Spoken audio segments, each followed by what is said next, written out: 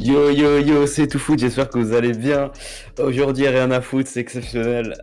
J'ai beaucoup aimé la scène d'attente, honnêtement.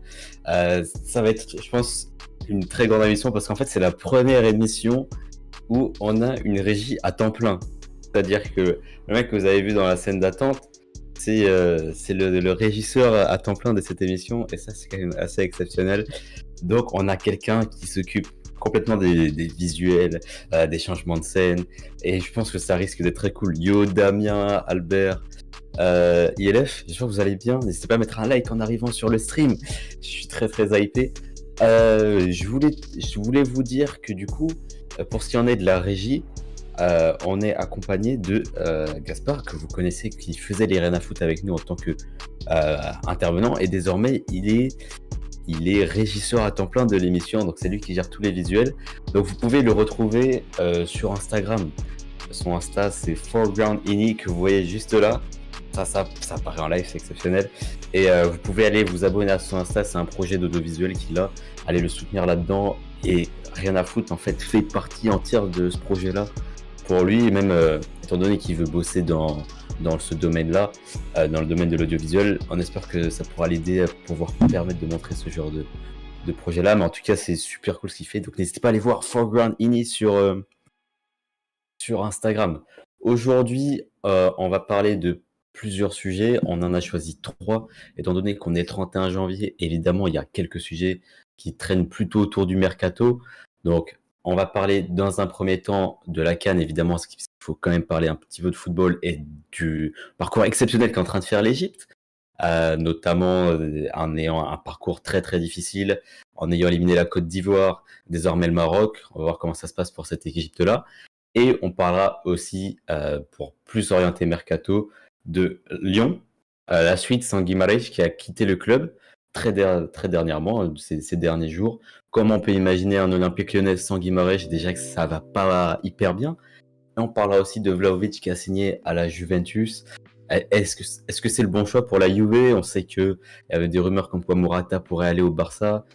Finalement, ça ne s'est pas fait, a priori. Bon, il reste 3h30 de mercato, mais pour l'instant, c'est pas fait. Et la Juve qui allait chercher son attaquant, l'actuel meilleur buteur de Serie A, Vlahovic, ancien attaquant de la Fio. Donc on va pouvoir s'intéresser à ça aujourd'hui. La régie trop chaud, ouais, exactement, ouais, trop chaud foreground. Et oui, ça va parler de Lyon. Et Albert, oui, je pense qu'on va parler du Deadline Day. Je pense que quand tu fais référence à ça, j'imagine que tu fais référence au dernier jour de Mercato. En fait, je pense après les 3 sujets qu'on a cités, on va faire peut-être 20 minutes ou 30. On donnera nos avis sur toutes les rumeurs Mercato de la soirée parce que déjà, il s'est passé beaucoup de choses entre hier et aujourd'hui. Et j'imagine que pendant l'émission et après jusqu'à minuit, on aura encore quelques sujets qu'on pourra aborder. Donc voilà, n'hésitez pas à mettre un like au stream en arrivant, à passer votre petit coucou, à discuter avec nous. Et je vais pouvoir introduire les chroniqueurs de l'émission qui peuvent se démuter sur Discord. Lucami et Louis que vous connaissez. Lucami dans un premier temps, bonjour. Salut à tous, j'espère que vous allez bien. Moi je suis très hypé par cette nouvelle amélioration qu'on a fait. Et surtout par ce mercato de Bordeaux qui est en train de faire un truc assez exceptionnel. On en reparlera peut-être à la fin de l'émission, mais je suis vraiment très très hypé. Donc on a notre Lucami national qui fait les émissions avec nous depuis plusieurs mois maintenant, donc super content, qui porte aujourd'hui son maillot de la Juve, peut-être un peu à contre-cœur, mais parce qu'on parlera de Vlahovic, donc c'est en thème, et puis c'était aussi à la couleur de Laminia. Et Louis qui est avec nous, que vous avez déjà vu une fois sur Rien à Foot, comment il va? Ah bah ça va.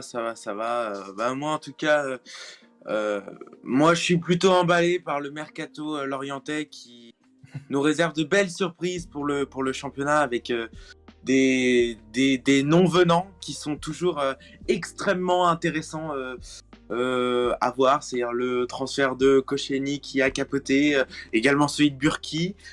Donc finalement, quelque part chez les Merlus, on s'attend à beaucoup de choses. Et sinon, sur le reste du programme, je pense qu'il y a beaucoup de choses à dire sur la CAN, sur Lyon également, et aussi sur Vlahovic et aussi sur le mercato, parce que il s'est quand même passé quelques dingueries aujourd'hui. Voilà, les chroniqueurs sont présentés, l'émission l'est aussi. On est tous les 3 aujourd'hui. On se retrouvera aussi vendredi pour une émission avec la science du football que vous pourrez retrouver. Et les liens, les réseaux sociaux de tout le monde sont dans la description. Donc, que ce soit Gaspard, donc Foreground sur Instagram, qui produit cette émission. Et Lucami, son serveur Discord est aussi dans la description. Lui, on retrouve son Twitter dans la description. Et la science du football qui n'est pas là avec nous aujourd'hui, mais qui sera là avec nous vendredi, on retrouve aussi sa chaîne YouTube dans la description. Trop transfert aujourd'hui, j'ai vu flou exactement. Donc je pense qu'on va faire une petite partie de l'émission à la fin consacrée à ça. Mais j'imagine qu'on peut commencer très doucement en parlant de Coupe d'Afrique avec l'Égypte. Et parler, c'est Lucami qui proposait ce titre un petit peu pour aborder le premier sujet sur l'Égypte, un peu cette Salamania. Mohamed Salah qui est un peu la seule star de cet effectif égyptien et qui est en train de porter l'Égypte match après match dans des matchs très très difficiles. J'ai envie de donner la parole en premier à Lucami. Comment tu vois ce début de Coupe d'Afrique pour l'Égypte? Bon, on s'approche plutôt de la fin, mais en tout cas le parcours et qu'est-ce que tu as envie de nous dire dessus? Ouais, déjà, petit point sur cette CAN qui est assez exceptionnelle. On a des scénarios, franchement, ça pourrait faire un film quasiment ou une série Netflix, tellement c'est assez abusé ce qu'on voit. Et ouais, sur l'Égypte, franchement, c'est assez impressionnant. C'est vrai qu'on se disait tous au moment où Salah est arrivé, a démarré la compétition, que ça allait être compliqué et que il est quasiment tout seul quoi dans cet effectif. Et en plus, ils ont un parcours. Ils tapent le Nigeria dans les phases de groupe. Et ils se font battre en plus par eux. Et derrière, ils ont un parcours de la mort, quoi. Et à chaque fois, ils arrivent à passer avec cette envie, ce gardien qui est vraiment très, très fort, El Shenawi, si je le prononce bien. En tout cas, cette Égypte, elle joue avec le cœur. Et ça me plaît. Et il faut rappeler aussi que c'est quand même la nation qui a le plus de CAN à l'heure actuelle. Donc, peut-être qu'il y a une forme d'expérience liée à la nation qui émerge et ils sont capables de sortir n'importe qui. Donc oui, avec Salah, franchement, ils peuvent aller la chercher facilement. Je pense qu'on peut afficher le parcours exceptionnel de l'Égypte. Comme tu l'as cité, en phase de groupe, ça joue le Nigeria. Bon, une défaite. Au final, l'Égypte a fini deuxième de ce groupe-là. Mais déjà, dès les huitièmes de finale, on tombe sur la Côte d'Ivoire qu'on voyait tous comme un des gros morceaux de cette CAN et l'Égypte la sort au tir au but. En quart, l'Égypte se retrouve face au Maroc et nous sort une victoire dans les prolongations, une victoire exceptionnelle, 2-1. Et là, ça va devoir jouer en demi-finale le Cameroun qui est à domicile. Comment on peut s'imaginer qu'une Égypte qui est quand même, je pense, dans toutes ces confrontations-là, absolument pas favori, outsider total, et qui finit par arriver à gagner ces matchs-là. Moi, j'ai une petite stat qui me plaît pendant la CAN. Là, l'Égypte, c'est 4 buts, dont 2 buts de Salah et une passe décisive de Salah. Oui, la Salamania. C'est ça. Louis, si tu as envie de t'exprimer dessus aussi, n'hésite pas. Moi, pour être tout à fait honnête, je suis un peu cette CAN de loin parce qu'il y a plein d'événements sportifs aussi extrêmement intéressants. Mais j'ai regardé le match hier soir entre l'Égypte et le Maroc et c'est vrai que je partage totalement ce que vient de dire Lucami parce que on ressent vraiment que le tableau semble quand même assez dégagé. Pour l'Égypte, même si quand même au prochain match ils affronteront le Cameroun. Et je pense que ça va pas être la plus belle partie de plaisir que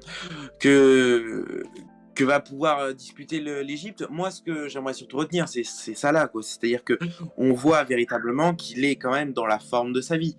C'est-à-dire que même, je le trouve encore meilleur que lors de la saison 2018-2019. C'est que vraiment, il a franchi un cap où avant, quand il était à la Roma, qu'il était à Liverpool, etc., on disait que c'était un génie, etc. Et à juste titre. Justement, ensuite, quand il y a eu le Covid, il a un peu redescendu. Mais là, quand on voit le match face au Maroc, c'est vraiment le patron de cette équipe. Et pour autant, il n'a pas cette âme-là. Ça, là, on a plutôt l'impression que c'est quelqu'un qui... c'est pas on a pas l'impression que c'est un meneur à la base, que c'est pas un leader, et pour autant c'est lui qui tire à bout de bras cette équipe égyptienne. La passe décisive qu'il fait pour Trezeguet, elle est magnifique, honnêtement. Franchement, je trouve ça, je trouve ça franchement très intéressant. Et, euh, et moi, et paradoxalement, dans ce match, alors si on parle 2 secondes du match, moi j'ai été plutôt quand même déçu par le Maroc. C'est-à-dire que j'ai trouvé que le Maroc a un peu déjoué. J'ai trouvé pas bon, j'ai trouvé un peu à contre-temps. Et c'est ça qui est dommage. Et ça a profité justement aux hommes de Salah. Donc c'est en ça justement que je trouve que l'Égypte a parfaitement bien joué son coup et que de l'autre côté, on a eu plutôt une équipe du Maroc qui a déjoué. Je suis assez d'accord sur ce que tu dis parce que on avait vu un Maroc exceptionnel contre le Malawi. Bon, vous allez me dire, mec, c'est le Malawi, c'est Ah oui, vrai, mais bon, mais mais, faut pas minimiser ce qu'ils ont Non, fait non, tu quand peux même. pas dire ça. mais ils nous avaient sorti une perche de fou, 24 tirs, 10 cadrés contre le Malawi. Bon, évidemment, le coup franc d'Hakimi qui était, bon, qu'on a tous retenu. Les deux. Mais même quand tu regardes le match entier, il est maîtrisé de fou. Et je pense que c'est même Willou qui nous a fait qui nous avait sorti une vidéo dans la foulée. Attention au Maroc, qu'on voyait revenir un petit peu dans les favoris de cette compète alors qu'il n'y était pas forcément à la base. Et puis on enchaînait aussi avec ça l'élimination du Nigeria. Donc on avait de quoi croire que le Maroc avait de quoi faire un beau parcours. Et puis directement, après, ça arrive pour un match contre l'Égypte. Et ça a été tout ça le se long de passe cette très CAN. mal. Hein. Franchement, tout le long de cette CAN, tu te dis, à chaque fois que tu as une belle équipe qui passe ou qui sort un gros match, ça y est, celle-là, elle va aller chercher le titre en fin d'année, enfin en fin de compétition, pardon. Quand on l'a fait pour le Nigeria, on l'a fait pour la Tunisie quand ils ont fait le hold-up, si on peut dire ça. On l'a fait avec la Côte d'Ivoire quand ils ont qu'ils ont fait un match extraordinaire contre l'Algérie. T'as l'impression que cette CAN, elle était ultra ouverte parce qu'en plus, t'avais des petits qui étaient capables de sortir des énormes matchs. En fait, t'avais pas de petits dans cette compétition. Vraiment, tout le monde était capable de gagner et d'aller au bout. Et là, on a Burkina Faso qui est encore là avec la Guinée équatoriale. Et pourquoi pas une des deux en finale, c'est pas impossible, vu comment le Sénégal joue. Ils arrivent à sortir de ces situations assez compliquées, mais ça gagne pour le moment. On va voir si ils vont s'en sortir contre le Burkina Faso, parce que pour le moment, c'est une équipe qui a été, parmi, on va dire, le groupe des petits, si on peut dire, où ça a été la meilleure, j'ai trouvé. Et ils sont capables de sortir le Sénégal. Et pourquoi pas d'avoir une finale assez folle, Burkina Faso et Guinée équatoriale ou quelque chose comme ça. Bon, la Guinée équatoriale a été sortie en quart par Ah. le oui, non, Sénégal. pardon, excuse. Ouais, pardon. Mais ouais, pour ce qui en est des demi, du coup, on aura Burkina Faso-Sénégal et de l'autre côté, Cameroun-Égypte. Ouais. Mais quand même, il y a juste un truc à dire hein, sur sur l'Égypte, hein, même si Salah est le seul véritable joueur qui est connu du grand public. C'est voilà, quand on pense à l'Égypte, etc. Ouais. Mais surtout quand on regarde le match, quand même, on se rend compte que finalement, il n'est pas si seul que ça, quoi. C'est-à-dire que des mecs comme Trezeguet, des mecs, le buteur là de Galatasaray. Qui a fait la passe justement pour Salah lors du deuxième but quand il fait la passe décisive après Zizou, voilà, etc. Enfin, c'est comme ça qu'il est surnommé, je crois. Et bien, justement, on voit que quand même ce collectif est quand même extrêmement intéressant à Ils voir. sont impressionnants. Hein. Mais ouais, c'est pas une équipe qui déjoue, c'est pas une équipe qui repose sur son attaquant. Et pour le coup, ça peut être très intéressant. Et moi, je pense très sincèrement que l'Égypte pourra aller en finale, même si je pense qu'ils auront un arbitre contre eux. Malheureusement, pour moi, je pense que c'est possible qu'il soit comme ça. Voilà. Et donc, on va voir ce que ça va donner. Mais voilà, mais moi je pense que le Égypte-Sénégal est presque tracé, quoi. C'est-à-dire, voilà, ensuite qui va la remporter, ça c'est autre chose parce que c'est une finale et on n'est pas du tout dans la même psychologie, et surtout qu'il y a une demi-finale avant. Mais en tout cas, la perspective de victoire pour l'Égypte augmente fortement parce que surtout ils proposent ce jeu-là, je trouve. En fait, ils sont en mince, j'arrive pas à m'exprimer. Ils sont comme Mogé, enfin, vous voyez l'expression, c'est un diesel, c'est-à-dire que En fait, l'Égypte démarre tranquillement et en fait, au final, eh bien, ils arrivent à nous produire des prestations de quart de finale qui sont tout à fait Ils sont lancés, intéressantes quoi. et qui sont surtout à un haut niveau pour la CAN, je trouve. Et donc, ça peut être très très intéressant pour la suite avec cette équipe-là. Ouais, et pourtant, il est pas aidé, ça là, c'est assez fou. Enfin, je veux dire, défensivement, c'est assez solide. Le milieu de terrain est aussi plutôt intéressant. Enfin, notamment El Saïd. Mais sinon, Oui. l'attaque, franchement, tu pourrais te dire que Trezeguet devrait normalement appuyer Salah sur les offensifs, puisque c'est quand même un joueur qui joue à Aston Villa. Et c'est un des meilleurs, on va dire, sur le plan club européen, avec El Neni, mais bon, lui, il est un petit peu parti loin maintenant. Mais ouais, Trezeguet, tu t'attends à ce qu'il aide, et pourtant, Salah, il fait quasi tout seul. Tu vois un nombre d'actions incroyable, encore une fois. Ou contre le Maroc, ouais, ben, il est tout seul, il est esselé. Et pourtant, il arrive à s'en sortir. C'est assez impressionnant. Et du coup, je viens de regarder, c'est pas alors celui qui s'appelle ou qui est surnommé Zizo, c'est Mostafa Mohamed. Voilà, c'est Ok. Ouais, le c'est 9. ce joueur-là que je cherchais justement parce que j'avais entendu dans les commentaires Zizo et voilà, et ensuite j'ai regardé, c'est Mostafa Mohamed. Voilà. Zizou et Trezeguet, on dirait l'équipe de France des années Ah 2000. ouais, c'est Mais ouais, non mais c'est les ça. France de Wish. Mais non, mais pour le coup, quand même, alors bon, c'est autre chose. Enfin voilà, on est très loin de dire aussi que Mostafa Mohamed et Trezeguet, c'est du niveau de Liverpool comme un Firmino ou Bien comme un sûr. Mané. On est très loin de dire Ah, ça. mais bien sûr. Mais Mais... quand même, pour cette équipe de l'Égypte, c'est quand même très positif d'avoir une équipe qui joue bien, qui a de l'envie, qui a des convictions. Et ça s'est vu quand même. Et d'ailleurs, quand on regarde le match, finalement, j'ai pas compris la position du Maroc qui était très compliquée quand même. C'est-à-dire que ils ont pas voulu jouer. Au bout de 20 minutes, ils ont arrêté et au final, C'est ça, ils ont ouvert le score et derrière ils se sont dit ça va oui, suffire. ben Ouais. voilà. Il fait Et finir. d'ailleurs, en ayant cette théorie-là, quelque part, eh bien, ça veut aussi dire qu'on a envie d'évaluer la CAN. C'est-à-dire qu'on a cette vision où c'est bon, un match comme ça de la CAN, on met le bus, hop, c'est terminé, et voilà. Mais Mais quelque oui, en part, eh fait, bien, c'est ça. ça, ça prouve finalement que on se dit bah non mais la CAN c'est bon, ils vont rien faire, hop, voilà.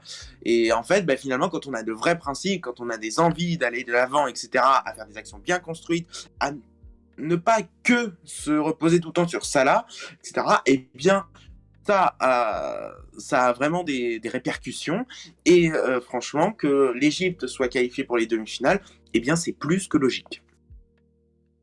Ouais, et puis il faut pas oublier qu'il y a beaucoup d'équipes aussi qui ont fait des prolongations maintenant. Et ils commencent à avoir un temps de jeu dans les pattes assez Mm. important.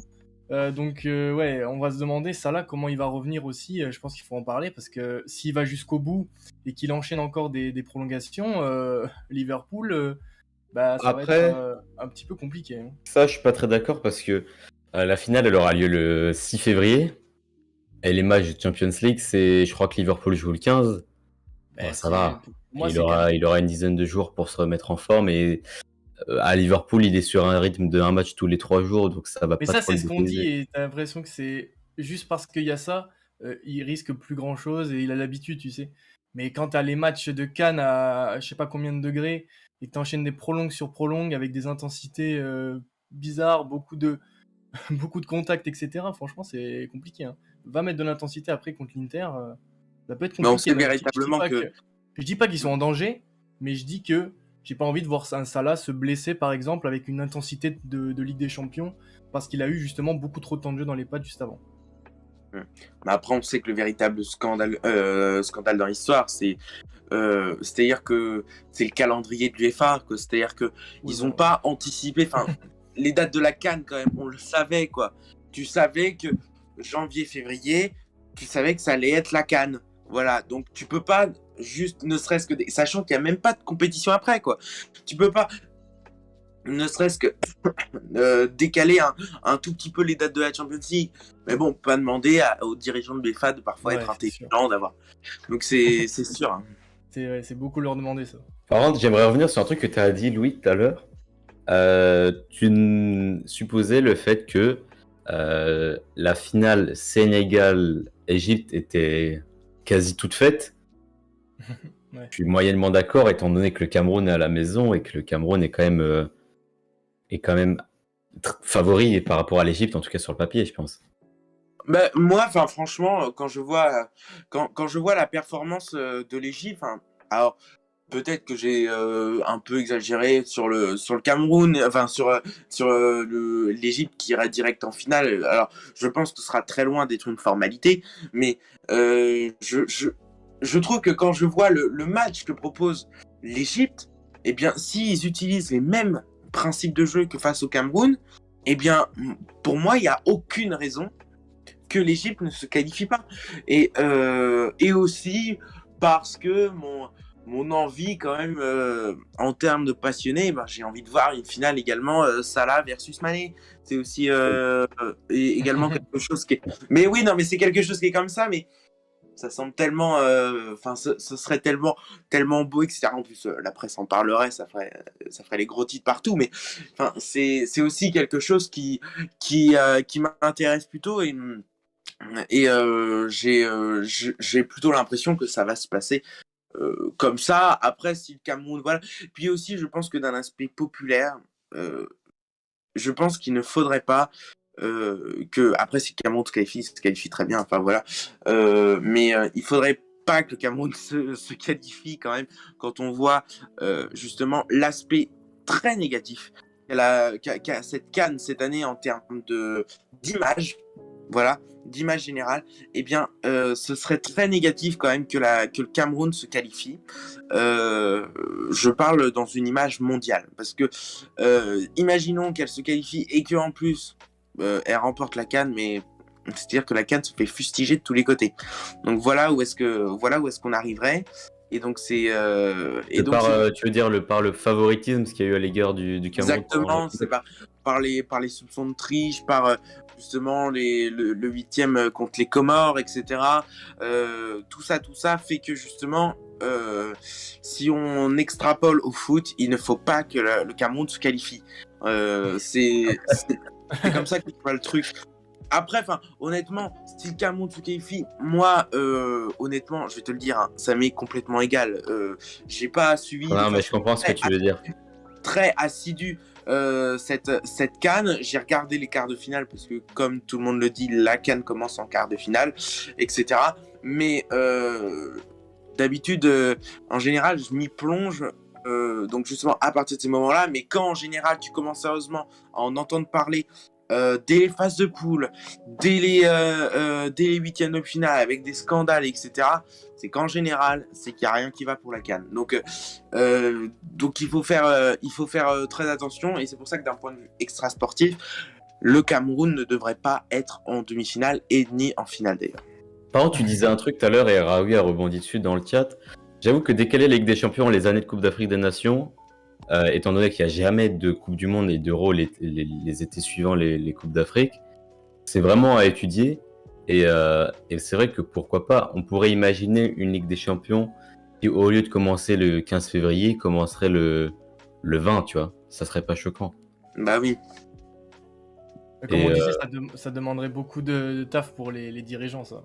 Bah ouais. C'est un peu compliqué. Non, il faudrait qu'ils voient, parce que attends, entre-temps, est-ce qu'il n'y a pas la Chandeleur? Mais globalement, en vrai... La Chandeleur. Non, mais je suis d'accord. En vrai, je suis d'accord avec ça, mais globalement, c'est quasi tous les calendriers qu'il faudrait revoir. Que ce soit les calendriers internationaux, mais aussi de Coupe d'Europe, etc. Franchement, il y a tellement à refaire. Et ça, j'ai l'impression qu'on le dit depuis tellement d'années. Donc, non, mais surtout, Camille, le véritable problème, c'est qu'il y a trop de matchs. Il y a trop de... Tout le monde se plaint, mais tout le monde en veut plus. Qu'est-ce que je te dise? Ils suivent la oui, popularité des jeunes. Si tu demandes aux joueurs... J'ai 45 ans. Non, mais c'est ça. Oui. Mais c'est ça, en fait. Tous les jeunes demandent plus de matchs. Et tous les joueurs de football professionnels sont en mode, non, mais on peut pas suivre le rythme. Bah oui. Ils vont écouter qui? Ils vont écouter toujours les mêmes. Donc, bah oui. Après, c'est un autre débat, mais sinon, ouais. Et puis juste un truc, hein, si on décale les semaines de Ligue des Champions, ça pourrait en arranger un, ça pourrait arranger Neymar qui aurait une semaine de plus pour son anniversaire. Ouais, comme ça, ça peut arranger certains, c'est sûr. Et donc, c'est très important à le signaler. Non, mais tu te rends compte, déjà que moi j'en ai marre de cette pause de 2 mois entre les Coupes d'Europe, là tu veux nous imposer 3 mois? Ah ouais, non mais là, c'est pas possible. Le pire truc, quoi. Bon, bref. Et Alex, il précise aussi, l'Égypte n'a plus de gardien. C'est vrai, l'Égypte qui a perdu 2 gardiens pendant cette Oui. Coupe Ah d'Afrique. ouais, non mais truc de malade. Donc on va voir comment ça se passe par la suite. Apparemment, le troisième gardien de la sélection égyptienne fait des vrais perfs dans le championnat. Celui des Comores. D'accord. Donc, on espère que ça se passe bien. En tout cas, je pense qu'on a fait un petit peu le tour pour l'Égypte. On espère que ça se passera bien pour la suite. Et puis, comme disait Louis, la finale dont tout le monde rêve, je pense, c'est Sénégal-Égypte. Ah oui. Salah Mané. Par contre, vas-y. Et pour imaginer le top duo européen s'affronter dans une finale pour la Coupe d'Afrique et enchaîner derrière pour aller affronter l'Inter tous les deux ensemble en Top prenant duo. le même avion. Le top duo. Jusque-là. Non, mais un des meilleurs duos d'Europe. Je pense. Je Je peux le rigole, dire je sans. Je peux le dire sans bafouiller, je pense. Ouais. Par contre, la finale qui ferait chier tout le monde, c'est Burkina Faso-Cameroun quand même. Ah, me ferait Oui. plaisir. Le Burkina Faso Alors, qui va la ça- sauver. Non. C'est beau. Oh là là. En vrai, ils sont pas déméritants le Burkina, non, vraiment.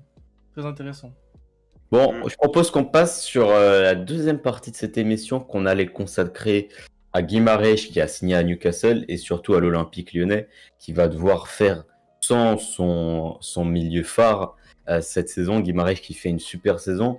Donc on pourra vous montrer ses statistiques, où en est Lyon dans la Ligue 1 parce que c'est quand même un club historique du championnat et qui joue évidemment la qualification pour les coupes européennes. Se doit de le faire. Donc on va voir tout ça ensemble. Je propose qu'on commence. J'ai bien envie de commencer à parler sur ce sujet-là. J'allais donner la parole à quelqu'un, puis je me suis rappelé que j'avais envie de parler un petit peu. On a Damien dans le chat qui nous rappelle qu'il faut faire attention à ce qu'on va dire. En tout cas, Guimarães à Newcastle. Moi, personnellement, première chose dont j'avais envie de parler vite fait, c'est Mercato Newcastle exceptionnel. Ah oui. Ah.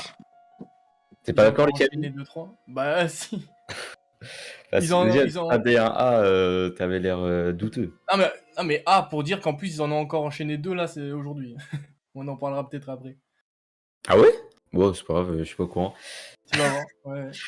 En tout cas, ouais, bah, premièrement, je crois que Newcastle a ramené cet hiver Trippier aussi en poste de latéral droit. Ça commence à faire un recrutement assez énorme et je trouve pas si incohérent. On aurait pu avoir peur que ce soit des investisseurs un peu random comme on a vu un petit peu au PSG où on a eu par exemple énormément de stars arriver d'un coup, pas toujours dans la cohérence. Là, Newcastle, qui est officiellement le club le plus riche de la planète, nous ramène des joueurs qui sont pas encore forcément des superstars, mais qui ont un niveau de jeu très élevé et qui peuvent permettre au club de recruter sans forcément devoir lâcher des sommes astronomiques. Et bon, ils sont peut-être aussi Ouais. un petit peu pressés par le fair play financier, ce qui fait qu'ils doivent faire attention à leurs dépenses. Mais ramener des joueurs comme Guimarães, Trippier, qui sont pas forcément... Bon, Guimarães, je pense que c'est un peu plus le cas que Trippier, les plus cotés du marché des transferts. Chris Wood aussi. C'est des super choix. Honnêtement, c'est des choix ultra bien ciblés, je trouve. Que C'est Trippier, c'est un mec... Bah, c'est un Anglais. Donc il a fait son petit passage en Espagne. Ça s'est très bien passé, même s'il a eu une petite blessure. Il avait pas vraiment d'objectif en tête plus que ça. Il a beaucoup d'expérience. Je trouve que c'est une idée super. Guimarães, moi j'adore. Je regarde un nombre incalculable de matchs de Lyon cette année et je le trouve fantastique. J'ai trop hâte de voir ce qu'il a donné en première ligue. Après, je suis très déçu évidemment qu'il ait choisi ce club. J'aurais préféré qu'il aille ailleurs, notamment en Italie, pourquoi pas. Ça aurait pu être sympa pour son football, mais après, la première ligue, Tu parles de quel club du Milan AC, genre? Non, le Milan aurait pas trop. Je pense pas qu'ils auraient pu le faire venir, mais je pense que par exemple pour la Juve, tu vois, puisque je porte le maillot et je vais en parler, je pense que c'est typiquement le profil qui leur manque, quoi. Même si moi je suis très content hein, qu'il soit pas allé, tu vois. Mais c'est un joueur qui, je trouve, il a vraiment le profil de la Serie A. Bah en fait, moi, je comprends totalement le move Newcastle parce que, bon après, c'est vrai que comme dit Raoui, c'est s'ils arrivent à se maintenir. Mais je Voilà. trouve le projet de jouer le maintien, je le trouve grave intéressant. Et honnêtement, vu les perfs dernières de Norwich, et il me semble que c'est Watford, l'autre relégable, c'est vraiment pas impossible de se maintenir. Et puis Ah en oui. plus, là, avec un recrutement qui est démentiel, bon, bien sûr, avoir les joueurs, ça suffit pas, hein. Il faut aussi le jeu qui va avec, hein. Manchester connaît bien connaît bien cet esprit-là.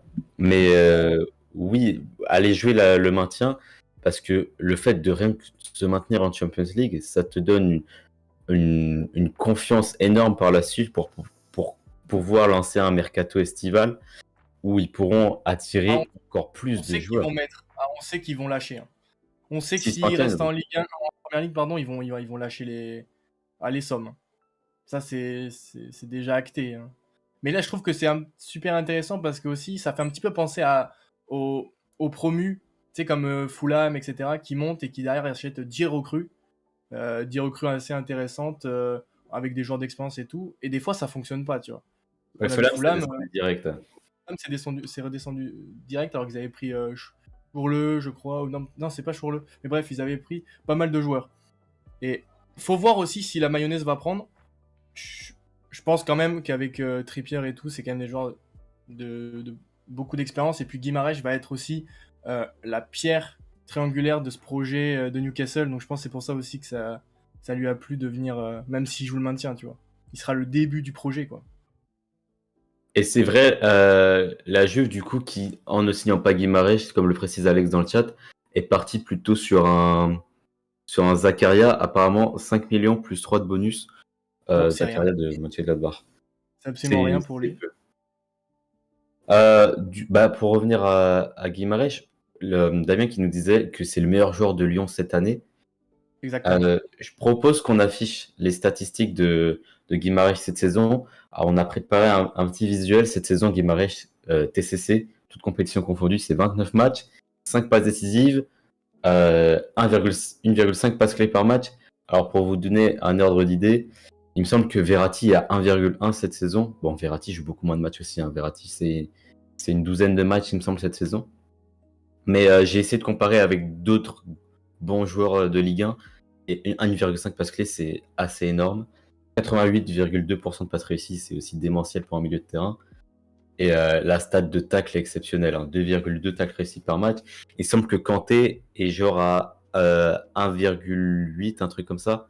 Je me rappelle plus des chiffres exacts, mais en tout cas, Guimarães cette saison, c'est un des meilleurs milieux, en tout cas peut-être un des meilleurs milieux de Ligue 1 et peut-être même d'Europe. Donc le coup de Newcastle est très très bon et je pense que la question qu'on peut se poser maintenant, c'est comment Lyon va réussir à surmonter ça.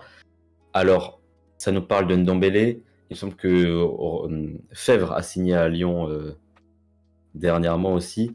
Mais personnellement, je sais pas ce que vous en pensez, mais je trouve que c'est pas du tout des recrutements cohérents. Comment tu peux espérer remplacer Guimarães avec Fèvre? C'est pas du tout le même rôle. C'est clair. Alors, amis supporters lyonnais, soyez tranquilles, parce que là, je pense que je vais taper. Moi, Lyon, honnêtement, quand tu prends Fèvre et Ndombele pour remplacer Guimarães, franchement, c'est une blague. Parce que ça veut dire que tu vas forcément jouer avec un autre numéro 6. Je pense pas que... Ou alors avec un double pivot, mais je vois pas trop comment tu pourrais remplacer Guimarães par ce genre de profil. Comme tu disais, c'est vraiment lunaire. Tu vas mettre qui? Tu vas mettre Thiago Mendes à sa place? Ou alors tu vas faire un double pivot et tu vas faire redescendre Aouar, ce qui est hyper triste. Je sais, franchement, j'en ai aucune idée de comment Lyon va s'en sortir. Ils sont déjà, on va pas se mentir, dégueulasses dans le jeu, tant avec, pardon, Guimarães, alors sans, ça va être vraiment cauchemardesque. Là, je pense qu'ils ont envie de faire un jeu avec 8 joueurs offensifs et avec une grosse coupure au milieu de terrain. Je sais, franchement, une énigme incroyable pour Peter Bosch. Je pense qu'à mon avis, là, il est en train de se taper la tête contre les murs. Il est en train de se mettre une pression parce qu'il sait pas du tout comment il va faire.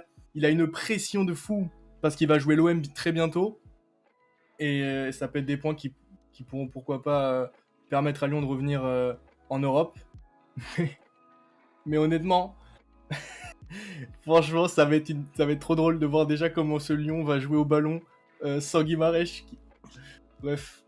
Là, pour ce qui en est du classement, Lyon est vraiment pas loin d'un côté en termes de points des places européennes, mais en même temps, super loin. Ça, c'est qu'en Ligue 1, le classement est très très serré et une victoire compte tellement. Tu citais le match contre Marseille qui va être important. Mais Mais tellement important. Lyon actuellement 11e de Ligue 1 et il va falloir aller chercher les 3 points. Alors le classement qui s'affiche à l'écran, euh, 11e, seulement 4 points derrière Strasbourg, mais la route est longue quand même, il y a du monde entre Et eux. surtout, il faut parler de ce calendrier. Parce que là, Lyon, ils ont un enchaînement de matchs. Poco peut témoigner dans le chat. Il y a Lorient juste, mais sinon tout le reste c'est le top 7.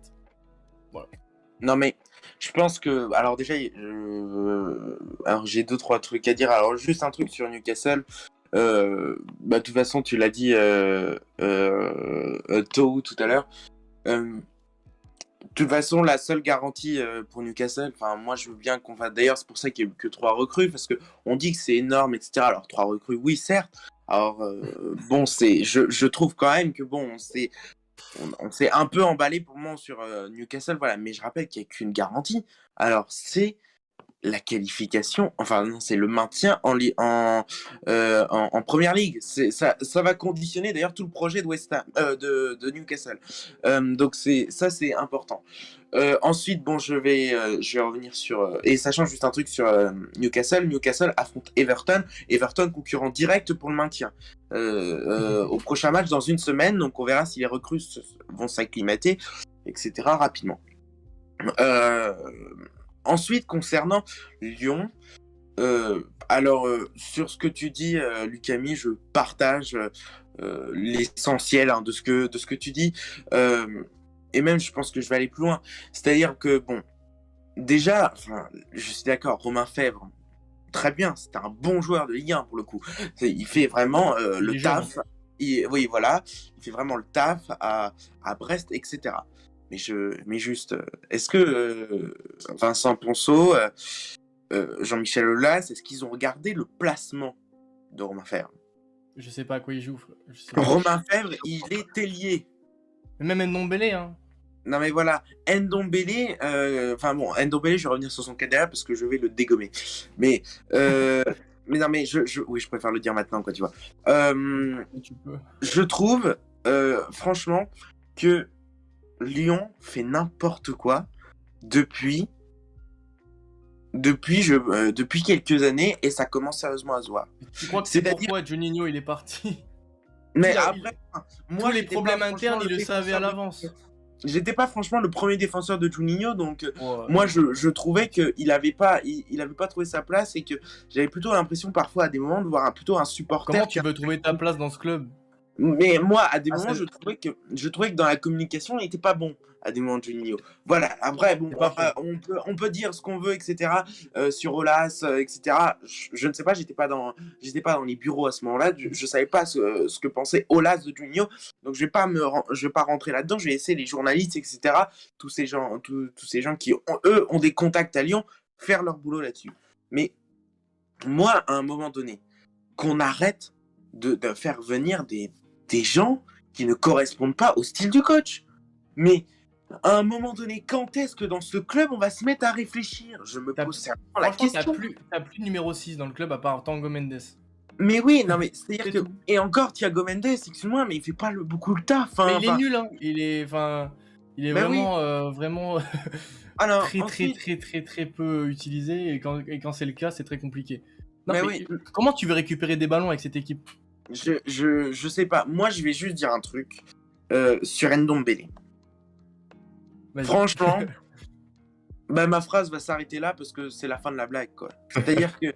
Non, mais c'est quand même une blague d'avoir fait revenir un mec qui a un boulard comme ça, qui se pense ultra fort, alors qu'il a fait 9 matchs en première ligue, il a fait 3 petits tours et puis s'en vont, il s'est fait dégommer par Mourinho, il s'est fait dégommer par Conte, il s'est fait dégommer par Pochettino, mais lui, il va nous expliquer qu'il est très fort, etc. Et que c'est les coachs qui n'ont pas compris sa façon de jouer. Donc, à un moment donné, il faut... et tu verras que là, tu vois, Ndombele, il va revenir à Lyon. Et Lyon, dans l'histoire, c'est inférieur à Tottenham. Voilà. Et dans l'histoire récente, je parle. Et tu verras, j'en suis persuadé, il va revenir en mode attends, je reviens d'un grand club là. Donc attends, là c'est un peu moi le patron, donc je fais un peu ce que je veux. Ça veut dire ça. Et je pense que ça va pas du tout passer avec Et- Peter Bosz. De toute façon, on l'a vu, ça s'est vu. Euh, Aulas laisse jusqu'à fin février ou février, début février, voilà, à Peter Bosz. Ces jours sont comptés, on le sait. Maintenant, la question, c'est par quel entraîneur va-t-il être remplacé? C'est ça la véritable question. Qu'est-ce qu'on va avoir? Excuse-moi, mais quand je vois ce que propose Lyon actuellement, c'est pas avec un Ndombele, Et tu sais, le un pire, tu sais Romain ce que c'est? Fèvre, C'est qu'on va s'en que... sortir. Attends, mais 2 secondes. Le pire, c'est que Ndombele, euh, quand il part de Lyon, il a un effectif autour plutôt très équilibré et très bon. On va pas se mentir. Et il était très bon lui-même. Mais il se mettait pas une pression, comme tu dis, de ouais, je suis le meilleur, j'ai un talent de fou. Il fallait qu'il bosse, tu vois, et tu le voyais, que chaque match, il devait vraiment s'investir à fond. Là, il revient, il a un effectif, laisse tomber par rapport à celui où il est parti. Et en plus de ça, il a pas progressé. Ce mec n'a Mais pas non, progressé depuis mais qu'il est il a parti. même Il a même régressé. régressé Bah par, oui. par rapport à Lyon. Tu sais, justement parce que tu disais que il se prenait pour une star, et c'est vrai. Du coup, je pense qu'il a un petit peu négligé les entraînements.